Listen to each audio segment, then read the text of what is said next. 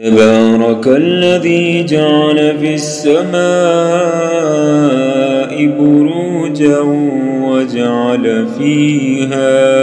وجعل فيها سراجا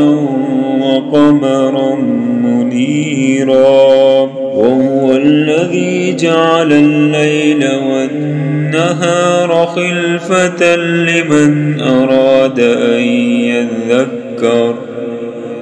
لمن أراد أن يذكر أو أراد شكورا وعباد الرحمن الذين يمشون على الأرض هونا وإذا خاطبهم الجاهلون قالوا سلاما والذين يبيتون لربهم سجدا وقياما والذين يقولون ربنا اصرف عنا عذاب جهنم إن عذابها كان غراما إنها ساءت مستقرا ومقاما والذين إذا أنفقوا لم يسرفوا ولم يقتروا وكان بين ذلك قواما والذين لا يدعون مع الله إلها آخر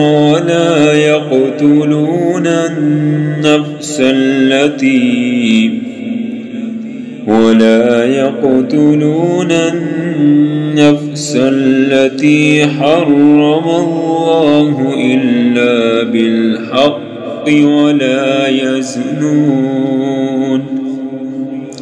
ومن يفعل ذلك يلقى أثاما يضاعف له العذاب يوم القيامة ويخلد فيه مهانا إلا من تاب وآمن وعمل عملا صالحا فأولئك يبدل الله سيئاتهم حسنات وكان الله غفورا رحيما ومن تاب وعمل صالحا فإنه يتوب إلى الله متابا والذين لا يشهدون الزور وإذا مروا باللغو مروا كراما والذين إذا ذكروا بآيات ربهم لم يخروا عليها سما وعميانا والذين يقولون ربنا هب لنا من أزواجنا وذرياتنا قرة أعين واجعلنا للمتقين إماما أولئك يجزون الغرفة بما صبروا ويلقون فيها تحية وسلاما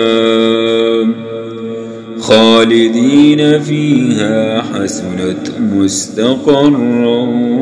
ومقاما قل ما يعبأ بكم ربي لولا لولا دعاؤكم فقد كذبتم فسوف يكون لزاما.